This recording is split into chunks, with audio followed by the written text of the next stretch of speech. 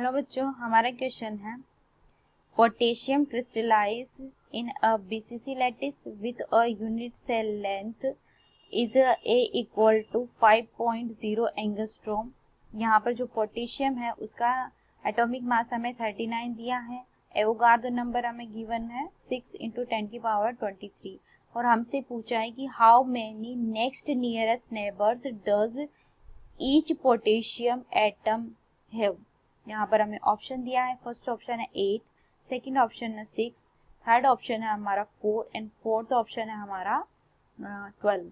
ठीक है, तो सबसे पहले हमें पता है कि बीसीसी में क्या होता है। बीसीसी में हमें पता है कि एटम जो होता है हमारा कॉर्नर एज वेल एज हमारा सेंटर ऑफ द बॉडी में प्रेजेंट होता है। ठीक है, तो यहाँ पर मैं आपको यूनिट सेल के थ्रू रिप्रेजेंट करती हूँ कि how you can calculate the coordination number of the next nearest atom। ठीक है, तो यहाँ पर मैं आपको लैटिस बनाकर बता रही हूँ ताकि आपको अच्छे से विजुअलाइज हो जाए कि आखिर इसको याद कैसे रखना है और कैसे आपको समझ में आता है। ठीक है, आपको अच्छे से समझ में आ जाएगा इसके बाद में। यहाँ पर मान लीजिए कि ये आपका क्या है, हमने ये एक एटम लिया है, हमसे पूछा है कि नेक्स्ट नियरेस्ट एटम। अब सबसे पहले कि बीसीसी में हमारा क्या सेंटर क्या कोऑर्डिनेशन क्या डेफिनेशन होती है बीसीसी के लिए। तो बीसीसी के लिए हम बोलते हैं कि corner as well as centre of body present atoms.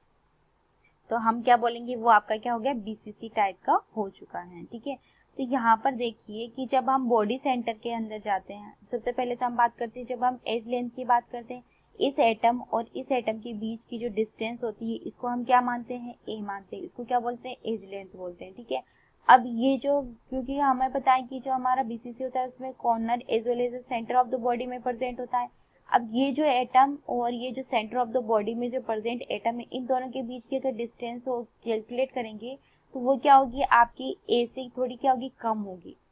ए से थोड़ी कम होगी डिस्टेंस, यानी कि इस एटम के कंपैरिजन में ये यहाँ पर सेम डिस्टेंस पे प्रेजेंट है, जैसे ये यहाँ पर प्रेजेंट है। इन दोनों के बीच की डिस्टेंस सेम ही तो है क्योंकि ये सेंटर ऑफ द बॉडी में प्रेजेंट है इस यूनिट सेल के में। ठीक है, इस यूनिट सेल के में, तो यहाँ से यहाँ तक की डिस्टेंस ए से कम है। ठीक है, तो ये आपका क्या है, फर्स्ट नियरेस्ट एटम हो गया। क्या हो गया, सेंटर वाला जो एटम है वो first nearest atom, first nearest atom. और हमसे पूछा है कि नेक्स्ट नियरेस्ट एटम के लिए, तो नेक्स्ट नियरेस्ट एटम कौन सा हो गया, जो कि आपकी एज पर प्रेजेंट है। तो ये आ गया आपका सेकंड नियरेस्ट एटम। ठीक है, ये आपका सेकंड नियरेस्ट एटम हो गया।